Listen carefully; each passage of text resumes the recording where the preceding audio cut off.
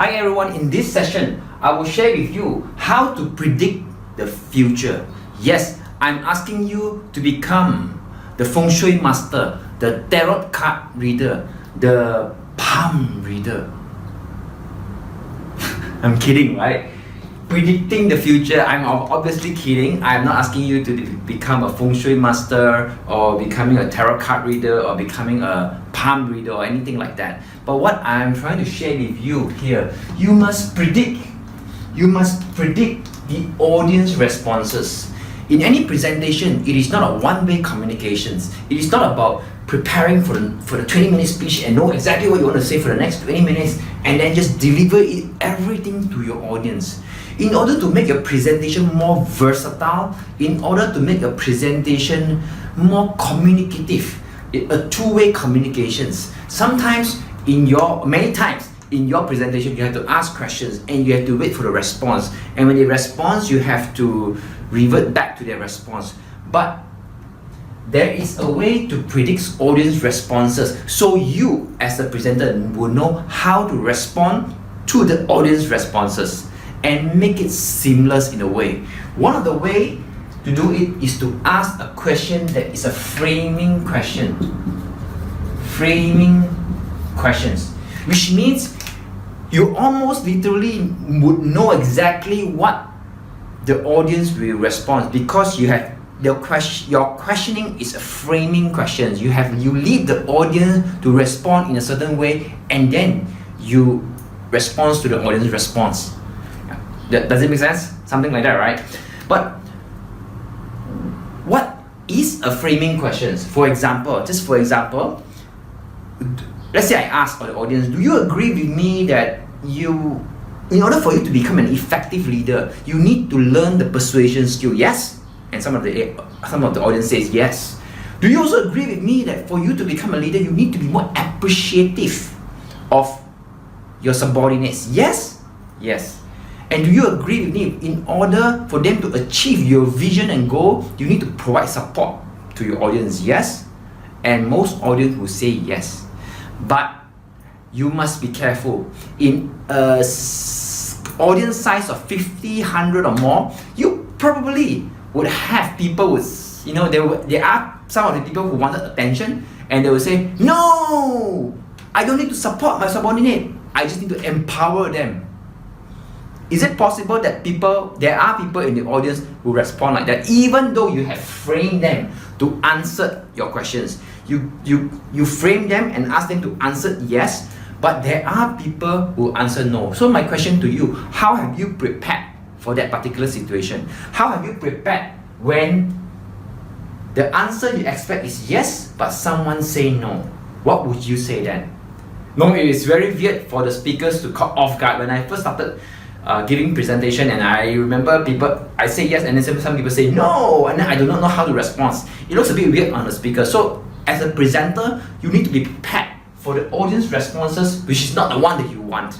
For example, if someone says, no, I don't need to be supportive, I just need to be empowered, I just need to empower my staff in order for me to become a leader, then I'll say, yes, maybe you're right, maybe you're right. Maybe you're right, maybe the words that you use is empowered, but the words I use is supporting. Whatever word that we use, we know that we need to empower and we need to support our staff. You see, it's as if that it looks very good when I respond like that, because I say, yes, you're right, I acknowledge the person because he definitely wanted to be acknowledged, because he shouted out a different answer, right? He wanted to be acknowledged. And I agree with his words empowering, but I also do not deny myself that supporting and subordinate is wrong. So you can use this, maybe you're right, yes, sometimes you need to empower them, at other times you also need to support them as well. There's no right or wrong, so make them right, give them the credit, give them the recognition that they want in front of all the audience, give it to them. But ask framing question. The second thing when I ask, I always frame the audience, and I almost create a joke sometimes. I would say, there are 6 basic emotions of any human being, angry, sad, happy, so on and so forth. And I said, in an average week, some of you would have encountered a certain emotion. What would you have encountered? And someone here would say, and if someone didn't answer, Do you agree with me that you expect someone to answer and someone did not answer? What do you do as a presenter?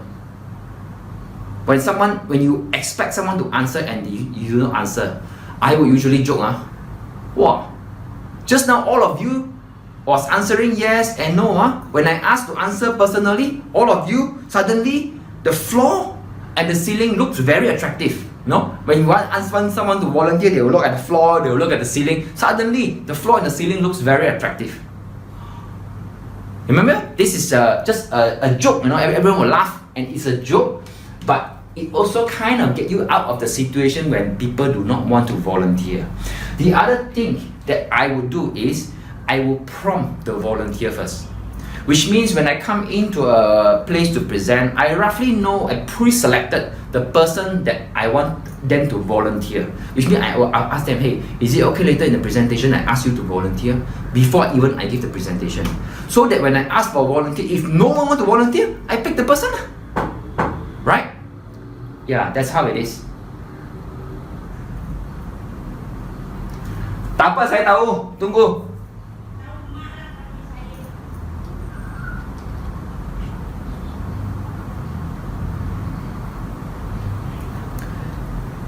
The other thing I do is, when I ask, there are 6 emotions, right? What are the average emotions you encounter for the week? And I will ask the people on the right. If there's no one answer on the left, what do I do? I say, you are sad, you are stressful, you are what? Yes, very good. Hey, by the way, the audience on the left side have no emotion, is it? Oh, straight away, everyone start to laugh. So my point is, if you want to interact with your audience, you must think about, what if they do not answer? What do you do when they do not answer? Or what do they do when they answer differently from what you want them to answer? So I have an encounter, if the right side answered, the left side answered, and the back side, the people behind didn't answer. By the way, the audience at the back, you have no emotion, is it? Well, everyone start to laugh. So you must create some laughter to kind of neutralize the energy in the room. It's kind of like release and get them want to participate in your presentation. Then that's how I do it. You can use the same way as well. And there is one thing I use it many times, and especially when I do not know what to answer. I call this an exit clause. Exit clause. Exit clause is an exit statement for me when the thing doesn't turn out the way I wanted it to be. Many times in my presentation, I will invite volunteers to come up in front. For example, in my body language session, you can go and watch the body language session. It's a very powerful session on how to make your speech come alive using body language. You can go and watch the entire presentation. And in that particular session, I actually invite volunteers to come up in front. I will ask them to do a certain facial expression, and then I will move on, give them certain direction, and then ask them to do the same emotion again. And there's a distinct difference between A expression and B expression after I have given them the direction. And it is true, it has a distinct difference. But there are sometimes somehow the audience didn't follow my direction, or somehow, there are not much distinction. So the audience will say, yes, the first speaker, the first volunteer, there are some distinction. Yes, everyone agree. The second one, yes. The third one, not so much. Then someone will say, not so much. Yeah, I know. Then if someone answered not so much, what do the presenter answer? Do you have an exit clause? My exit clause is very simple. I will say, yeah, I also agree with you, not so much. He totally spoiled my entire presentation. The volunteer totally spoiled my entire presentation. Everyone in the audience will laugh. And I asked him to go back. But the point is noted. Everyone get the point. But it's an exit clause for me that I can use many times for many things, right? You totally spoil my entire presentation, Everyone will laugh. What other things that I can think of that is an exit clause?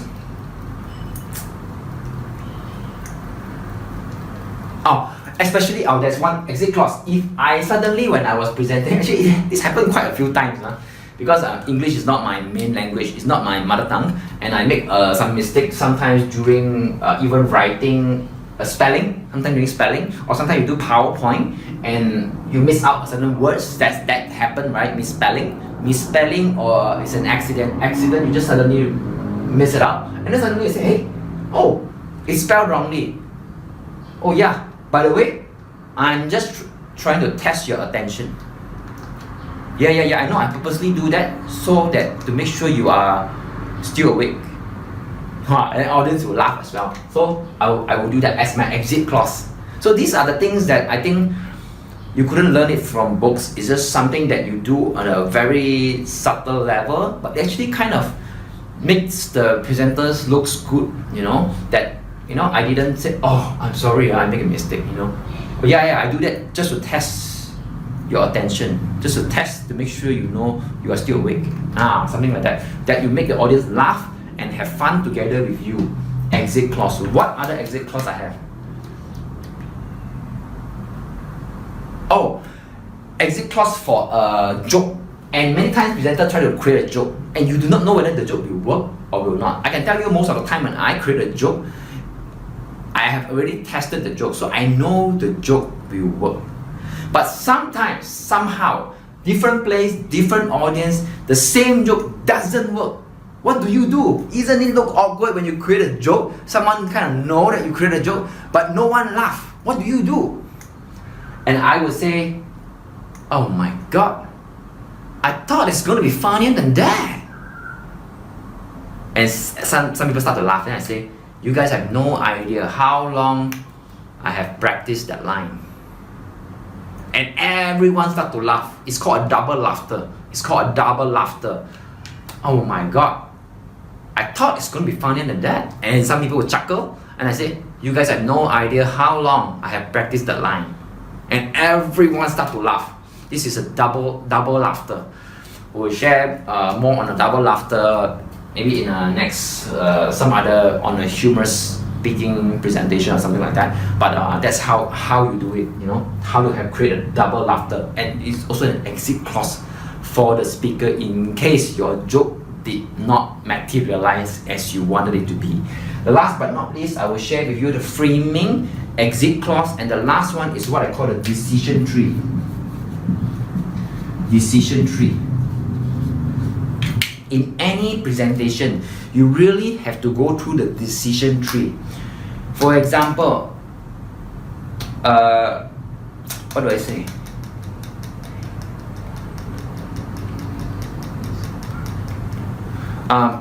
Decision tree meaning whenever you ask a question, let's say you must go through the decision tree so that you cover all the bases. When you ask a question, can I have a show of hand? How many of you here, or when I ask a volunteer to come up in front to volunteer, I ask him, can you act a surprise facial expression? I say, can you act like a surprise? Surprise.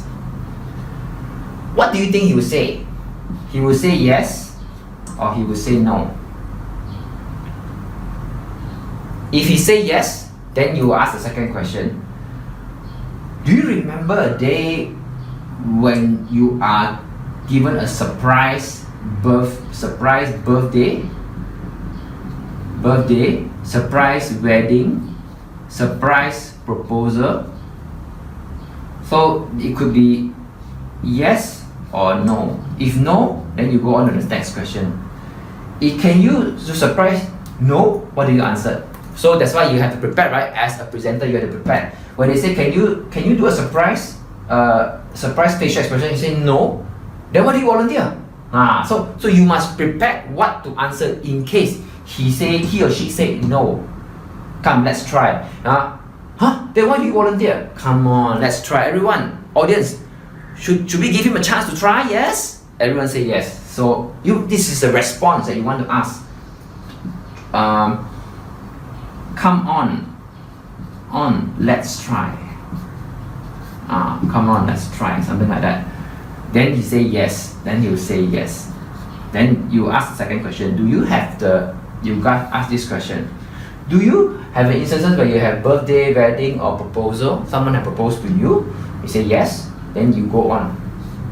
Then yes, no, and then you answer. My point is, you must know exactly. Although in a normal presentation, you might go only one way, but you have to prepare. you have to predict the audience responses and know exactly how to respond in the event that the audience did not answer what you want them to answer. So you have to prepare all the way. That's why sometimes you think it sounds similar. Some of these things are very impromptu because after you do it many times, it becomes very natural for you to juggle and to kind of play with it. But at times, at the very first time, it suddenly will caught you off guard, right? You say no, you suddenly do not know what to do as a presenter. So you must really prepare for it first. I believe in preparing and practicing it and predicting the audience response, so that in the future you don't need to think so much, but you know what to respond if they say no. So you got it? Predict the audience responses so that you can make your presentation more versatile, make your presentation two-way communications, and hopefully create the laughter through audience responses and feedback and also engagement. So I wish you all the best, and I'll see you in the next session. Thank you very much.